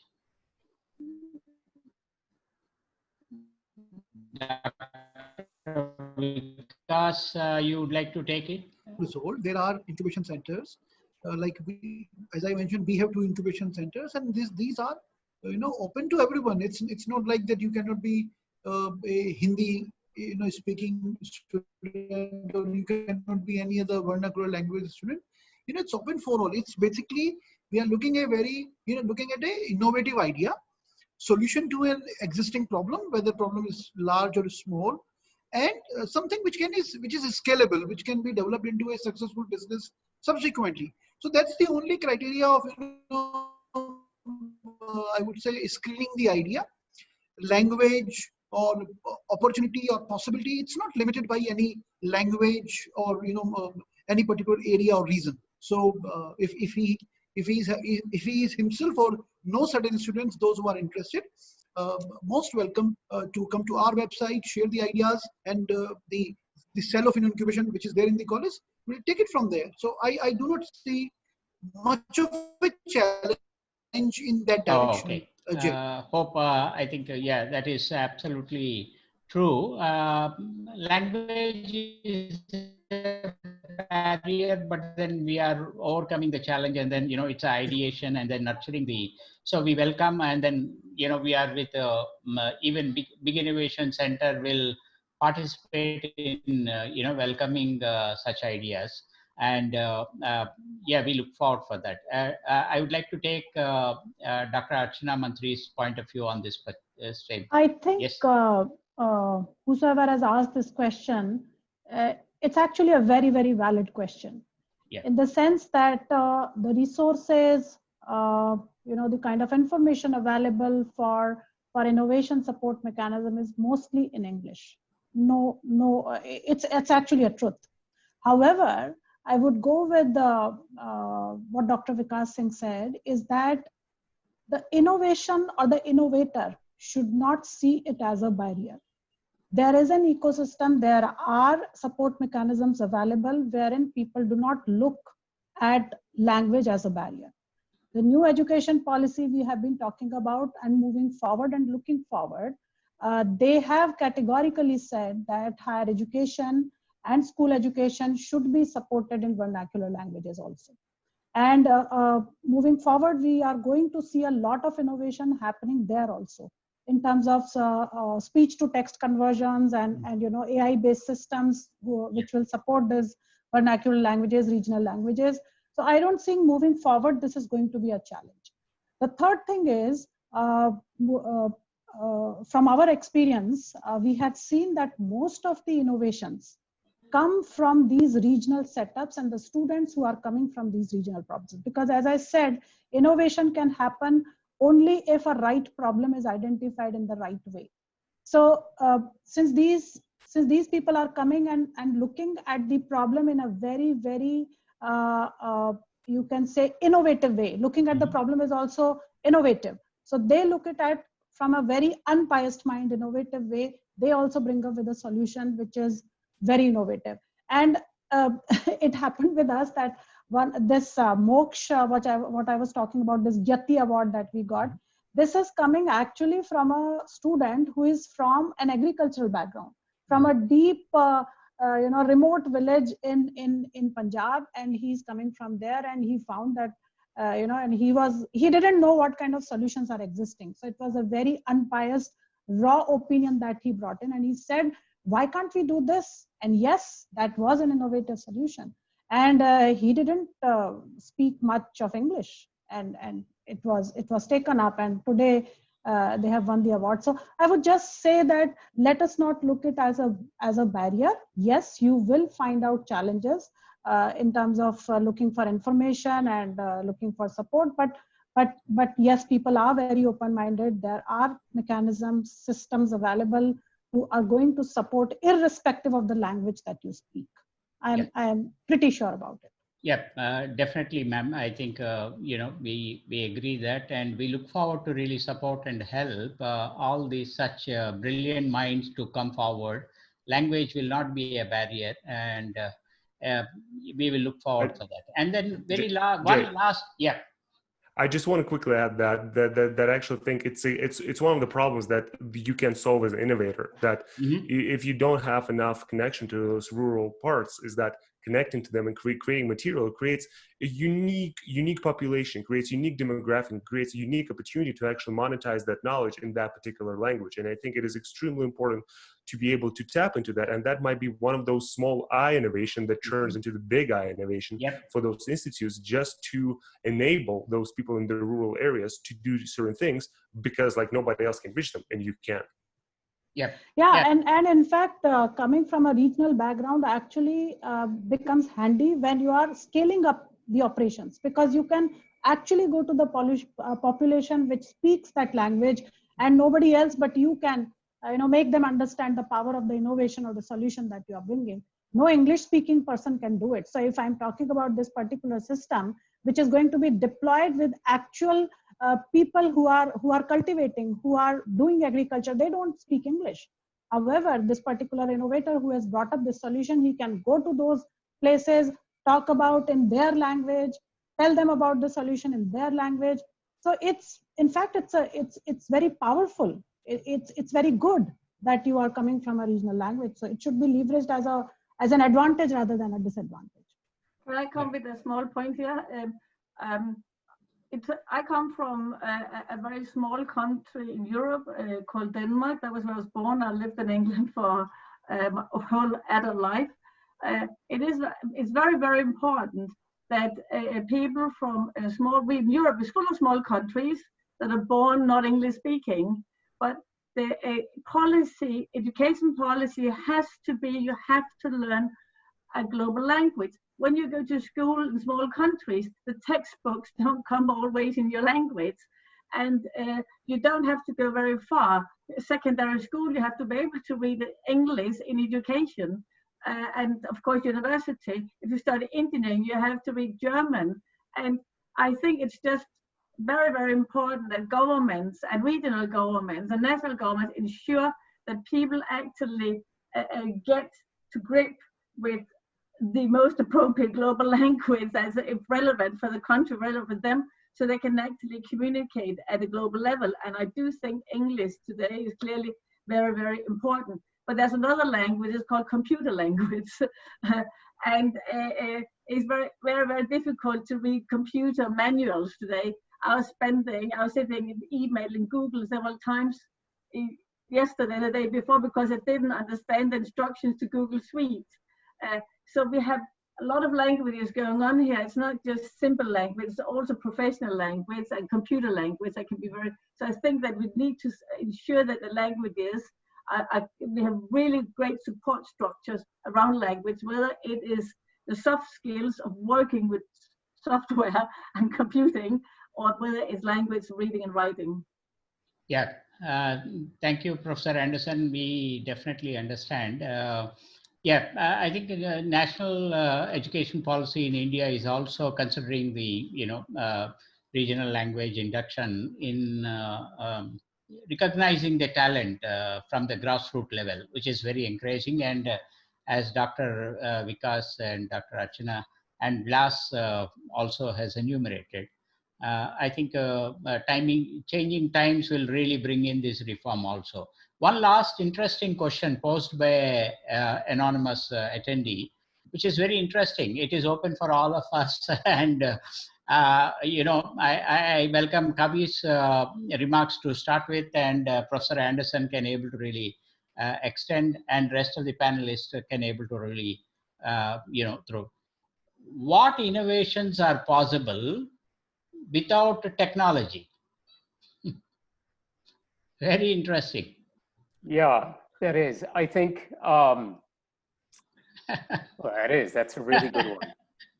Yeah, let me answer. Yeah, you've got some thoughts, please. Yeah, no, actually, I'm a little bit cheating. I saw the question before, so I had time to think. But I think in general, and that's actually something that we see over and over again, and not just in the academia, but in the business world as well, is that the first innovation that comes is actually process innovation, right? Is that pretty much technology is just a tool. So unless you actually think about how can you do it better in your processes, unless you analyze how to go and address those issues pretty much on the paper, then technology just becomes a tool. So I think that ability to be able to understand how you can change your business model and how you can test those changes in the Google Sheet or Excel or whatever, right? In some small tools, technology just becomes a tool. It just makes it easier. It just makes it more scalable. It just makes it able to grow faster. But in reality, it all comes down to the processes. Your innovation in marketing, your innovation in solving problems, your innovation in sales, your innovation in lead generation, all can be done pretty much in the Excel spreadsheet. It's just a matter of scale, and innovation is just a tool. It's not a solution. So that's my view. Very different perspective, Les. I think we go back to the books. Yeah. Yes, Kavi, you are saying. Well, yeah, I mean, I would say, I guess, to me, just kind of carrying on from where Vlas left off, it's really, I mean, I think it's a lot about innovation in mindset, right? Again, and I think, as Dr. Archana was mentioning, how you structure and look at a problem really, really matters, right? So that perspective is really critical. And again, I think that doesn't necessarily require technology. Again, I think the tools are going to be the tools that are available to you in your particular context, of place and time and situation. Again, for better or worse, technology tends to be an enabler, but at times it's not, right? But I think a lot of it is that mindset. So yeah, I'll leave it there. And I think Professor Anderson had a couple of points to make too. Yeah, because I recognize that civilizations have really lived far better than the, generations that we are going through. So innovation is not really meant for our generations, or the Generation Zs and Generation X. But nevertheless, it's a very intriguing question. Yes, Professor Anderson, you have a point to say. Yeah, I would say that clearly design innovation is very important, It's a big part of the UK economy and many economies. Lots of low-tech economies do amazing furniture design and lots of other designs, industrial designs. Design innovation is incredibly important. Creative innovation, you know, India, you got your own Bollywood, a huge industry, and you have, of course, a very creative cultural industry, and cultural innovation happens all the time. Even the language we speak, we're innovating because we're becoming more global. We use global expressions, but cultural innovation has to happen all the time. We live in a different culture now than 20 or 50 or 200 years ago. Lots of cultural innovation, a big part of the economy. It can be very low tech. We also have lots of innovation behind the technological frontier, like innovating in regions with bringing water or you know, farming, or there are lots of low-tech innovation we should not ignore, because it's also difficult many places to leapfrog. So I think that there is a business model innovation clearly for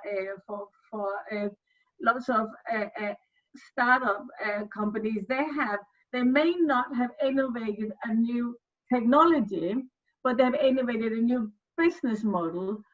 And we do know this whole argument, because I don't want to go on it too long, but there was this big aspect: should a business model be able to get a patent because it has no technology in it?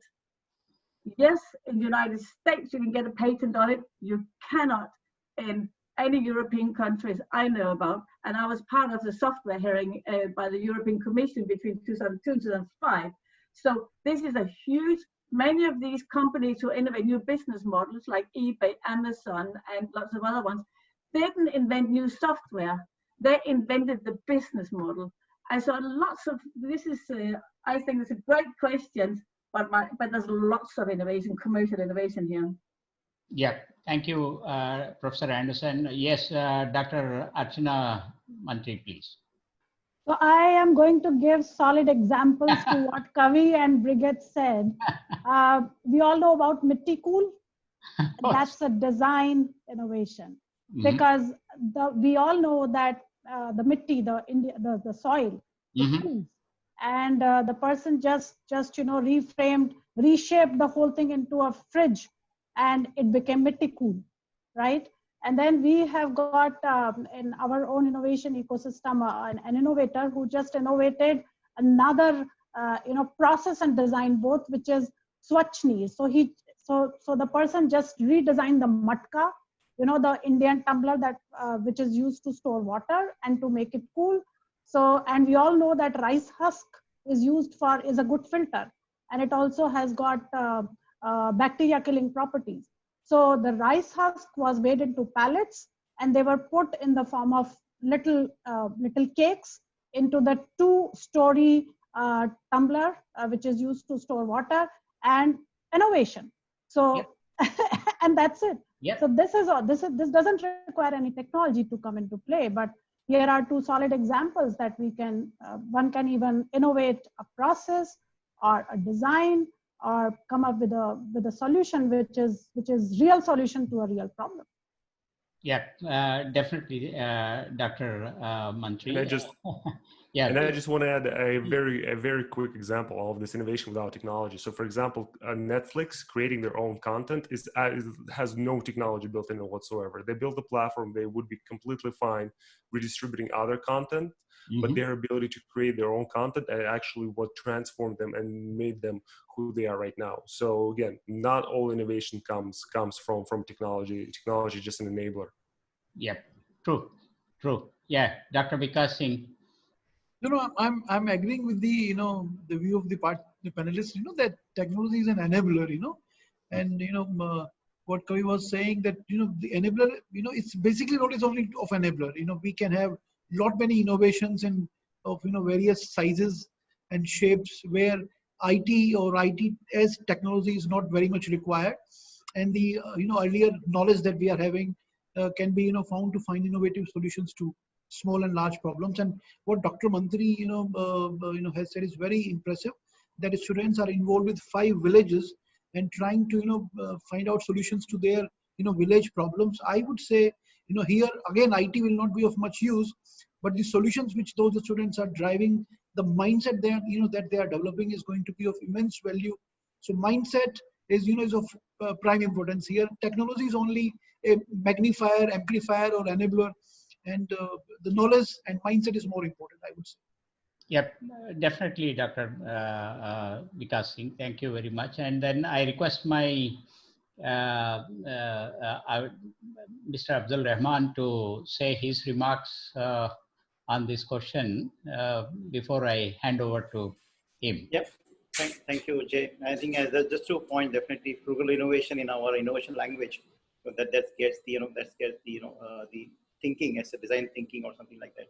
Again, I was just reading one of the article from Elon Musk.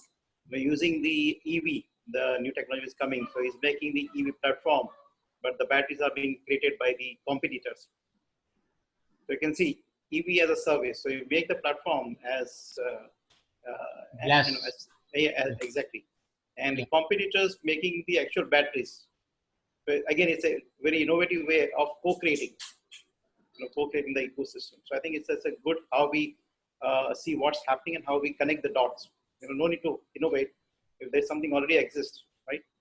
So I think with those few points, I will leave the discussions on. Thank you for everyone on the panel today. Appreciate it. Yeah, thank you, Mr. Rahman. I thank one and all the panelists, Dr.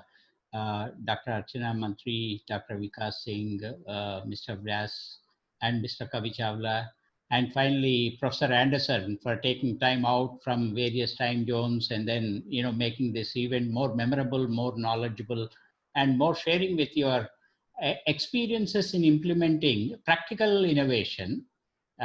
Which is creating new value for the good cause for the society.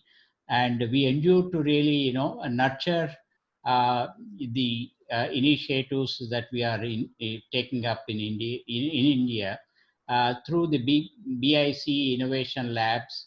And we are also making, the various programs in the emerging technologies will be made available for the students, working professionals, and the business houses. So I thank you all for bearing with me all this time. I might be posing some of the sensitive questions, and then we also need to really thank for all the participants who have listened to us more patiently than anyone. So thank you all, and please reach out to us within the panel and within our abilities. We will definitely solve and resolve. And language is not a barrier. I would like to really re-enumerate with authority from my panel.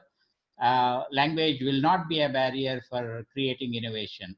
We are here to really support and take it forward. Thank you one and all. And I hand over to Chandan for the further proceedings. Thank you very much. Namaste. Perfect. Thank you. Thanks so much. Thank you.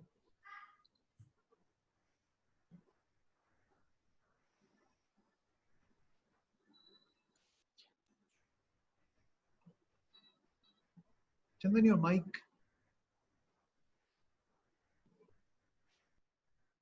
I would invite I would like to invite Mr. Rahul Jain, the MD of UNICEF and Director of ASMA, for the formal thank you note. Rahul Jain, please. Thank you, Chandan. Let me first begin by thanking Jai, because I think he was actually having a very difficult job at hand.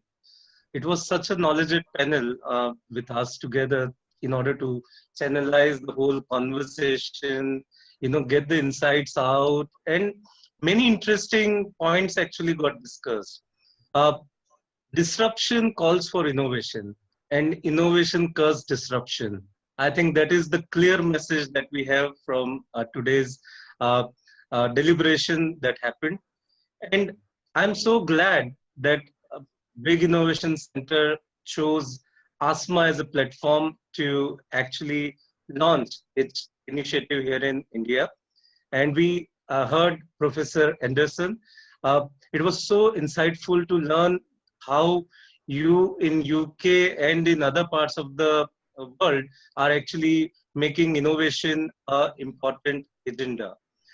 I'm thankful to all the panelists, Mr. Kavi Chawla, Dr. Archana Mantri, Dr. Vikas Singh, Mr. Blas Lezin, and I'm thankful to Abdul Rahman for interacting with us to set up this event today. ASMA is now a 22,000 member community with representation from close to 450 private universities and close to 2,000 plus colleges.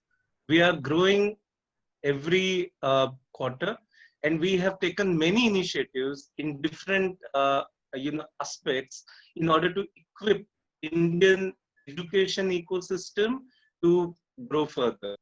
In order to bring variety, we always try to do various initiatives, and this one was a very important agenda on ASMA's end in order to bring a talk on innovation. And when I was talking to Mr. Abdul Rahman, he was too open in order to possibly look at the opportunity to come together, and I'm glad that some of our initial efforts on this direction actually paid off. Today we had very interesting registrations, and in fact the turnout also on the webinar was very, very encouraging.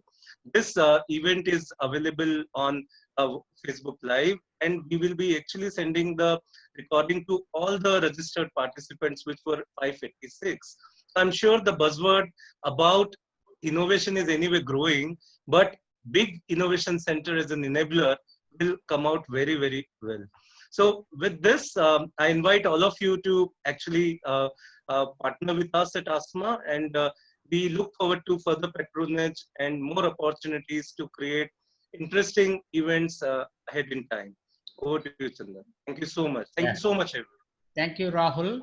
Thank you for giving us the opportunity to associate with ASMA and the wonderful team at ASMA. We recognize that. Thank you. Pleasure is equally yours. Thank you, Rahul. Thank you, Rahul and Chandan. It was a pleasure. Thank you. Interacting with the FMA team. I appreciate on that. Thank you. Thank you. Thank you, everyone. So stay safe, stay positive, stay motivated. Bye. Thank you. Thank you so much. Thank you. Thank you. Bye.